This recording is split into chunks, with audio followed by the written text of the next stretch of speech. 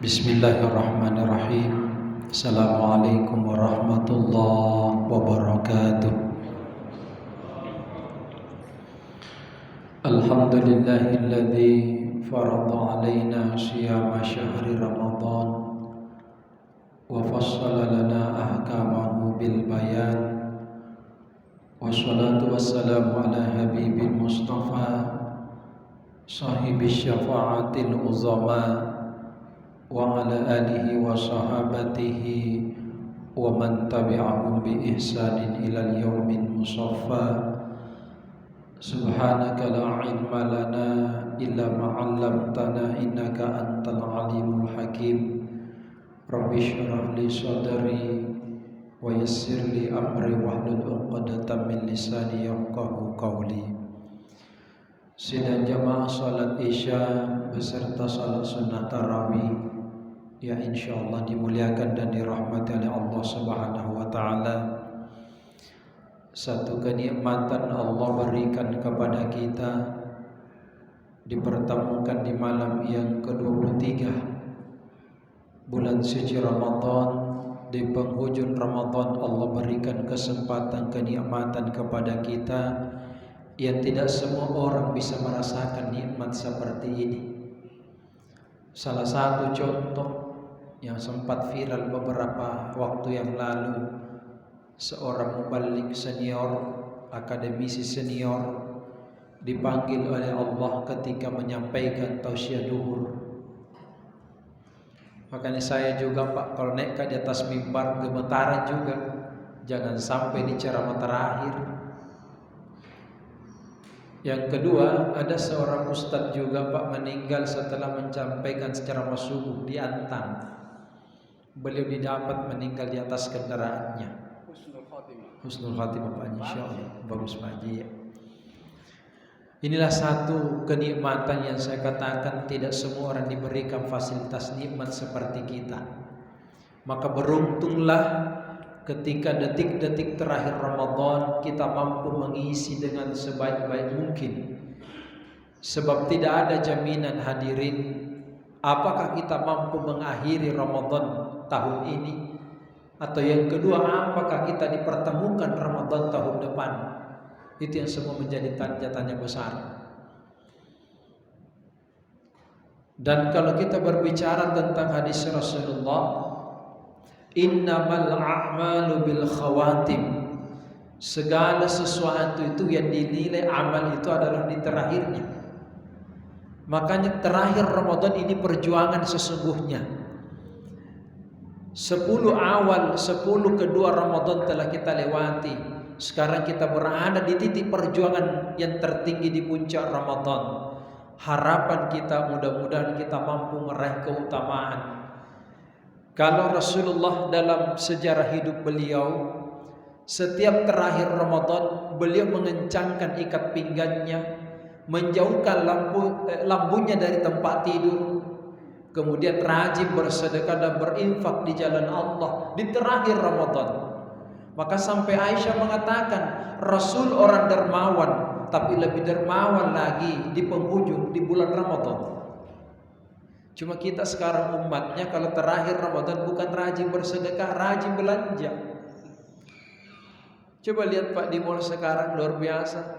Sekalipun tahun ini kalau dibandingkan tahun kemarin masih bersyukur kita Pak. Karena tahun kemarin bayangkan Pak, masjid ada tapi tidak bisa kita tarawih. Kalaupun tarawih terbuat coko-coko orang. Tapi tahun ini alhamdulillah sudah dikasih sedikit kelonggaran sekalipun kita tetap pakai protokol kesehatan. Tapi ujian selanjutnya belum selesai. Kita tidak boleh lagi pulang kampung. Jadi daerah bawah Pak, saya termasuk kebetulan dari Bone, tidak bisa dihadapi 400 polisi Pak di perbatasan. Tanggal 6 nanti mulai. Jadi ini ujian. Ujian selanjutnya belum berakhir. Tahun ini Bapak Ibu, menurut informasi dari teman-teman bagian haji di Kementerian Agama Provinsi Sulawesi Selatan, tipis harapan Bapak Ibu memberangkatkan jemaah haji tahun ini Indonesia. Tipis harapan. Artinya belum tertutup, tapi kalau sudah ada bahasa tipis berarti kecil kemungkinan. Kalaupun ada yang berangkat, itu paling tidak maksimal 10% dari jumlah kuota yang ada. Tapi yakinlah segala sesuatu itu kan semua adalah skenario-nya Allah. Segala sesuatu tidak ada yang mustahil kalau Allah berkehendak. Itulah makna surah Yasin ayat 82. Innama amruhu idza arada syai'an ay yaqula lahu kun fayakun. Segala sesuatu kalau Allah berkehendak bisa jadi tanpa di luar akal dan pemikiran manusia. Sama dengan Nabi Nuh. Nabi Nuh ketika membuat perahu di atas gunung, orang tidak masuk di akal. Biasanya orang bikin perahu seperti di Bulukumba itu di pinggir pantai. Tapi Nabi Nuh bikin perahu di atas gunung. Tapi apa yang terjadi di belakang hari? Allah membuktikan kuasanya. Orang kafir Quraisy pun tenggelam yang mengolok-olok Nabi Nuh. Ini satu peristiwa. Kalau Allah berkehendak, gak ada yang mustahil. Hadirin yang dimuliakan oleh Allah, jadi saya awali dulu karena ini sudah malam ke-23. Kita carilah keutamaan Ramadan di 10 terakhir. Kalaupun berakit tiap malam konsentrasi, di malam-malam ganjil. Sudah satu malam lewat 21. Ini malam ke-23. Tadi sudah disampaikan kalau ada waktu dan kesempatan, usahakan datang untuk sholat berjamaah, sholat malam. Ditambah lagi sahurnya gratis. Alhamdulillah. Ini satu kenikmatan, Pak. Karena saya katakan tidak ada jaminan. Siapa tahu malam ini turun Lailatul Qadar. Kalau tidak sanggup juga di 5 malam ganjil itu. Nah, saya membaca salah satu kitab Imam Al-Ghazali yang kemudian disyarah oleh Imam Hasan Az-Zazili.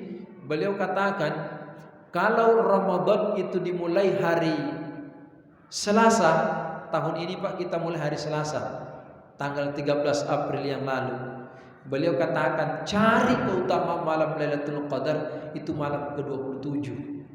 Malam 27 itu insya Allah malam Sabtu kalau tidak salah. Jadi itu cari di situ.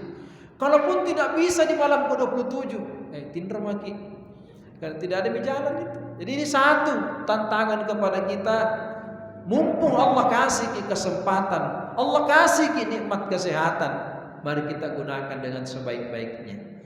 Hadirin yang saya muliakan, malam ini malam ke-23 sudah ada 22 lah guru-guru kita, para ustadz, para mubalik, ditambah lagi ceramah subuh. Ibaratnya sebuah buku Pak, sudah bisa dibuat satu buku itu sebenarnya.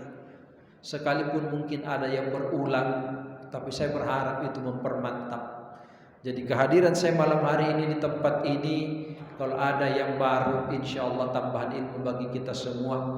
Kalau ada yang berulang itu mempermantap, tidak ada faktor kesengajaan. Tapi selalu saya mengatakan yang namanya dakwah itu, sekalipun dalil ayatnya yang diangkat sama, pokok bahasan itu mirip-mirip, beda-beda tipis. Tapi cara ustadz yang menyampaikan itu yang berbeda, sehingga rasanya pun yang kita terima berbeda. Sama dengan pisang, kalau dibuat di Palu Butung, pisang hijau, Sanggara Belanda, sekalipun orang Makassar dia bikin. Dibuat apapun barongko, itu dari pisang. Tapi rasanya ketika kita makan barongko dengan Palu Butung atau pisang hijau, saya yakin Pak pasti berbeda. Kalau ada yang mengatakan sama, berarti lidahnya itu bermasalah. Iya Pak. Kenapa beda? Karena caranya dibuat seperti itulah dakwah dalam kehidupan kita. Malam ini saya ingin menyampaikan satu pesan Allah dalam Al-Quran yang disimpan dalam 4 surah yang berbeda. Kalau kita berbicara Al-Quran itu 30 juz, ini sudah tidak ada lagi keraguan, tidak ada pertentangan. 114 surah, kurang lebih 6.666 ayat. Jumlah hurufnya kata Imam Syafi'i 1.027.000. Saya ulang, jumlah huruf Al-Quran menurut Imam Syafi'i 1.027.000. Kalau ada jamaah yang tidak percaya, bolehlah nanti pulang ke salat tarawih, buka Al-Quran, hitung bagi surah Al-Fatihah sampai An-Nas. InsyaAllah sampai malam takbiran belum selesai dihitung Pak. Kalau Imam Syafi'i yang menyampaikan Saya katakan Pak, beliau 7 tahun sudah hafiz Quran 30 juz. 7 tahun. Kita sekarang Pak umur berapa? Ada 70 tahun. At-Tin baca berakhir wa tawasau bil haqqi wa tawasau bis sabr. Kan itu surat Tin kan tipis dengan Al-Asr itu Pak. Dan Imam Syafi'i sepanjang Ramadan beliau khatamkan Al-Quran 1 kali khatam di siang hari, 1 kali khatam di malam hari. Berarti beliau khatam sehari semalam 2 kali. Kalau 30 hari Ramadan berarti beliau mengkhatamkan Quran 60 kali. Makanya dalam sejarah Imam Syafi'i itu terkadang wudu salat isyanya nah pakai salat subuh Pak. Wudu salat isya dia pakai salat subuh. Kita kebanyakan wudu salat duhur dipakai asar. Ya wajar karena salat duhurnya jam 14:59 dan asar masuk jam 15:05. Atau juga maghrib nak pakai salat subuh, nak pakai salat isya. Tapi Imam Syafi'i ada yang bertanya, Ustaz, jadi kalau begitu Imam Syafi'i tidak tidur? Saya bilang itulah hebatnya Imam Syafi'i. Beliau tidur, cuma tidurnya Imam Syafi'i tidak tidur seperti kita. Bantal enak. Imam Syafi'i tidur duduk seperti ini Pak. Makanya salah satu pendapat mazhab beliau, orang yang tidur dalam keadaan duduk seperti ini, bersandar di dinding, bangun, baru kaget ternyata orang sudah mau sholat sunat tarawih, itu tidak batal wudu. Jadi yang di belakang Pak tidur mungkin tidak apa-apa, masih panjang saya ceramah ini. Tidur. Itu salah satu pendapat beliau. Jadi tidur kecuali tidur terlentang. Cuma kalau di masjid Pak saya minta maaf lahir batin, usahakan kalau tidur di masjid jangan biasakan miring Ki. Atau tengkurap. Karena biasa itu ada yang keluar di sini Pak air. Itu najis dalam hukum agama Pak. Meler di sini Pak. Apalagi kalau sariawan sakit gigi, rentan sekali itu menetes Pak. Makanya kalau tidur Ki di masjid usahakan menghadap ke atas Ki. Lebih aman. Cuma jangan dibuka mulut tak. Siapa tahu ada yang jatuh dari atas. Itu yang masalah. Jadi ini salah satu pendapat Imam Syafi'i. Apa penyampaian Allah dalam Al-Quran di 4 surah yang berbeda? Yang pertama Allah sampaikan dalam surah Ibrahim ayat 7. La in syakartum la azidannakum wa la in kafartum inna adzabi lasyadid. Siapa yang bersyukur kata Allah kepadaku, maka akan kutambah nikmat itu kepadanya. Tetapi sebaliknya ketika engkau kufur dengan nikmat pemberianku kata Allah, maka ingat azabku amat pedih. Maka inilah yang menjadi contoh kepada kita Rasulullah Nabi kita Muhammad sallallahu alaihi wasallam. Bapak Ibu, orang dijamin masuk surga. Beliau dijamin oleh Allah, maksum beliau. Tapi apa yang terjadi ketika terakhir Ramadan? Beliau luar biasa Pak. Bahkan terkadang beliau di penghujung Ramadan terkadang buka 1 biji kurma Pak, nak pakai buka sekaligus itu menjadi sahurnya beliau. Nah kita waktu buka tadi belum habis jalan kote, nambah lagi es buah. Belum es buah selesai ada es teler. Makanya banyak yang teler sampai saat ini belum datang di masjid. Ini luar biasa Pak. Bahkan 1 biji kurma, nah bagi 2 dengan istrinya. Tapi apakah mesti kita begitu? Kata Rasul, antum a'lamu bi umuri dunyakum, engkau lebih tahu tentang urusan dunia. Sekarang kita di masa pandemi tentu butuh asupan gizi supaya imun kita bagus. Tantangan Islam tidak pernah melarang umatnya menjadi orang kaya. Tapi kata Rasul, orang kaya yang orang soleh yang dititipi amanah kekayaan itu sesungguhnya orang yang sangat mulia. Jadi ini Pak tantangan kan. Bahkan Nabi Muhammad SAW Pak saking syukurnya itu kalau ditanya Pak tentang masalah baju Pak, Nabi Muhammad itu sejarah pernah didatangi pengemis Pak. Pengemis ini datang minta baju kepada Rasul. Nah Rasul dalam sejarah baju ini cuma 3 Pak. 2 bajunya itu semua ada tambalannya. Kemana tepannya? Cuma 1 yang utuh. Kalau kita Pak pasti kalau ada yang minta pasti kita bilang kasih mami yang panjang sebelah lengannya itu atau yang tidak dipakai. Tapi apa jawab Rasul kepada Aisyah? Aisyah kasih baju itu. Aisyah tanya, ya Rasul yang mana? Kata Rasul kasih yang tidak ada tambalannya. Semua yang utuh itu kasih. Coba Pak. Memang Rasul mengamalkan lan tanalul birra hatta tunfiqu mimma tuhibbun. Tidak dikatakan engkau berbakti kepada Allah sebelum engkau memberikan yang terbaik di jalan Allah. Kita ini Pak dituntut. Allah kasih kekuatan, maksimalkan potensi ini. Ustaz tidak bisa Kak begadang. Insyaallah Bapak Ibu, kalau begadang kita tiap malam gara-gara qiyam, ini qiyam Pak bukan hanya salat. Jadi man qama ramadhana imanan wa ihtisaban ghufira lahu ma taqaddama min dzambi. Bukan yang dimaksud salat malam saja. Ini salat tarawih bagian dari qiyam. Orang mengaji di malam hari bagian dari qiyam. Orang yang zikir kepada Allah bagian dari qiyam. Yang tidak qiyam itu kalau ibu-ibu nonton Ikatan Cinta. Itu bukan itu qiyam, bukan qiyam. Yang qiyam itu menghidupkan malam semata-mata karena Allah. Jadi sebentar duduk di masjid cerita tentang agama itu qiyam. Tapi kalau duduk di pos ronda sambil kocok main domino, itu bukan qiyam, itu begadang. Makanya di lagunya Umar Rama tuh begadang jangan begadang. Tapi kalau qiyam silakan Pak. Tidak pernah ada orang mati gara-gara dia rajin sholat malam. Coba Pak kalau kita begadang tahajud, sholat malam karena ibadah kepada Allah, bangun pagi Pak enak perasaan. Tapi kalau kita begadang nonton bola, cerita di pinggir jalan, besok teler orang Pak. Itu sisinya bedanya keutamaan kalau pengabdian kepada Allah Subhanahu wa taala. Apa yang terjadi Bapak Ibu ketika Rasul diminta baju dan kasih. Pengemis ini yang dapat baju, nah bawa ke pasar, nah jual ini baju. Sahabat mendengar bajunya Rasul dijual, spontanitas semua ingin memperebutkan karena beliau sangat cintanya kepada Rasul. Jangankan harta, jiwa pun berani mereka pertaruhkan di hadapan Allah. Jadi kalau kita dituntut hanya meluangkan waktu 10 malam terakhir untuk beribadah kepada Allah enggak maksimal, di mana cinta kita kepada Rasulullah Nabi kita Muhammad sallallahu alaihi wasallam? Ini Pak tantangan kepada kita. Akhirnya singkat cerita Pak, ini baju, ada orang buta mendengar baju Nabi Muhammad dilelang, dia perintahkan budaknya tebus itu baju berapapun harganya. Kalau berhasil kau dapat kemerdekakan engkau sebagai budak.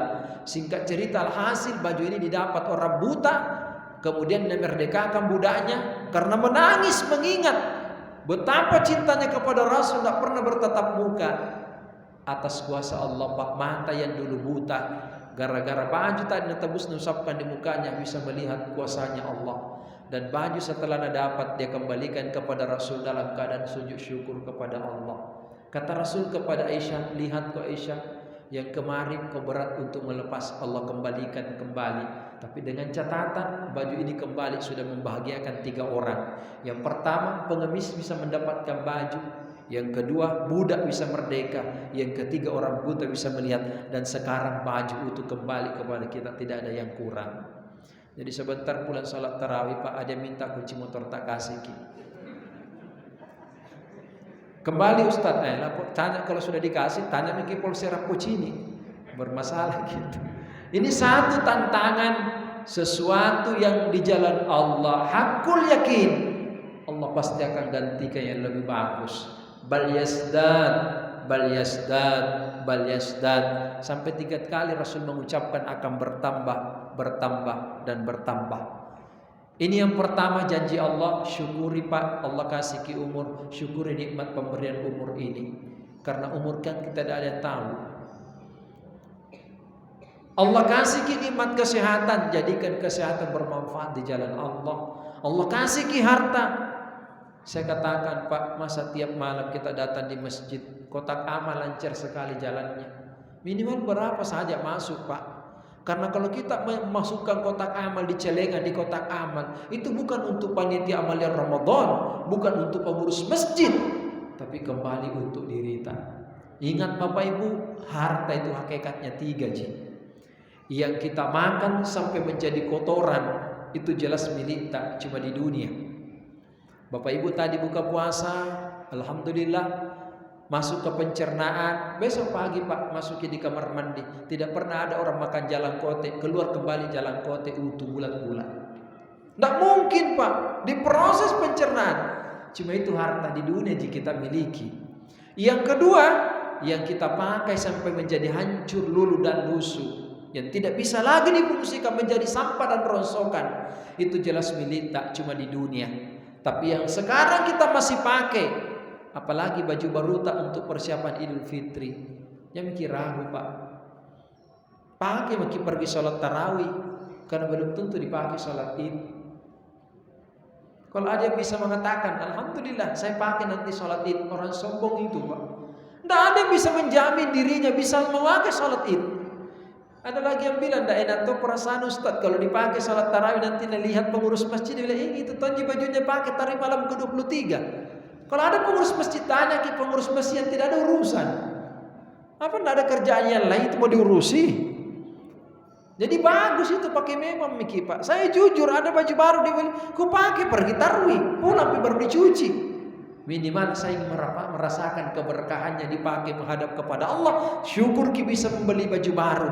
Tapi saya bilang Pak, jangan ki terlalu memaksakan diri.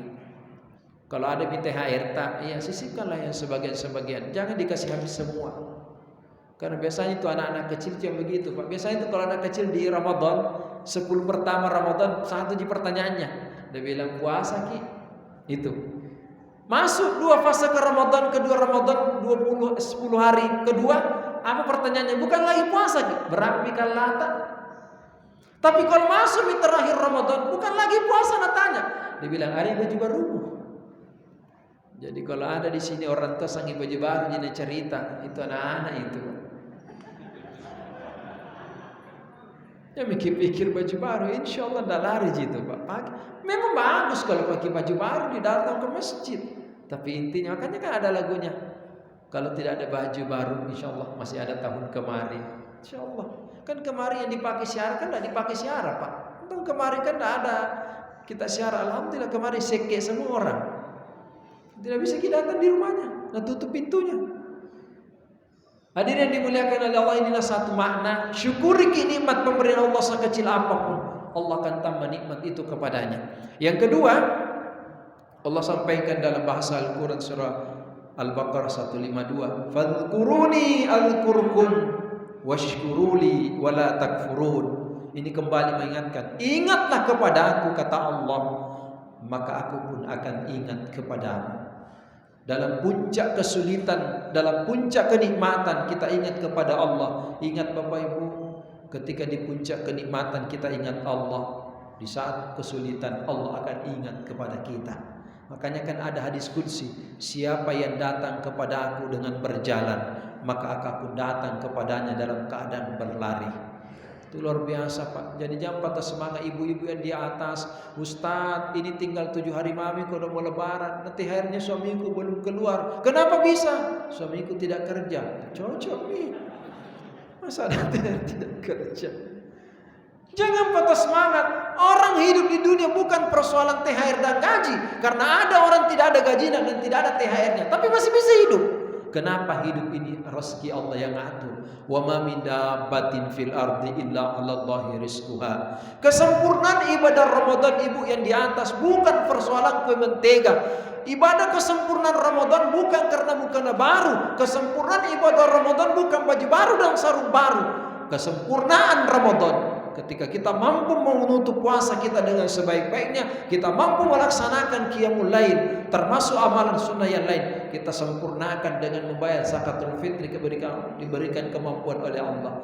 Itulah yang pantas Pak mengucapkan nanti terakhir Ramadan, minal aidin wal faizin. Ada orang Pak nggak pernah puasa. Kalau pun ada puasanya pertama di Ramadan, sekaligus tutup terakhir Ramadan. Tidak pernah tuh datang di masjid sholat tarawih, datang di buka puasa, setelah itu lari pulang. Ketika satu Syawal paling heboh minal aidin wal faizin. Itu orang Pak toka tulu-tulu. Orang mimpi tidak pernah berjuang baru mau menang. Yang mesti menang adalah orang yang berjuang. Makanya kemarin Pak kita harus kecewa PSM kalah dari Persija. Harus jujur Pak, pasti kecewa. Tapi saya katakan belum apa-apa. Yang paling mengecewakan ketika tidak mampu meraih kemenangan di bulan Ramadan, tidak mendapatkan rahmatnya Allah, tidak mendapatkan ampunan Allah dan tidak mendapatkan jaminan pembebasan dari itkum minan nar, itulah sesungguhnya kekalahan yang sangat menyedihkan. Insyaallah Bapak Ibu, ini dua saya sampaikan sebentar karena subuh saya masih menyampaikan. Saya kebetulan dapat jadwal ini berurutan. Ini toh malam sekaligus subuh. Tidak ada, saya tidak melapor juga ke IMIM. Saya juga baru sadar ternyata bersamaan malam 23 dengan subuh 23. Tapi kalau Bapak Ibu bosan dengan saya tidak usah datang. Tapi kalau ibu masih mengharapkan, insya Allah saya masih datang. Karena perjuanganku ke sini Pak, kalau subuh berat, kalau ceramah subuh. Karena saya harus menembus bukan dinginnya subuh, tapi harus berjuang di antara deretan sapi-sapi yang berjalan di Antang Pak. Betul, jujur. Itu sapi di Antang Pak. Kita kira pagi keluar 4:30 keluar Tommy Pak. Jadi berlomba keluar. InsyaAllah mudah-mudahan salama kita pada salama. InsyaAllah masih Allah pertemukan kita sebentar subuh. Kita lanjutkan dakwah ceramah saya. Mudah-mudahan ada manfaatnya. Wal afu minkum illa man atallaha biqalbin salim. Subhanakallah bihamdik nasyhadu an la ilaha illa anta wa nastaghfiruka wa natubu ilaik. Wassalamualaikum warahmatullahi wabarakatuh.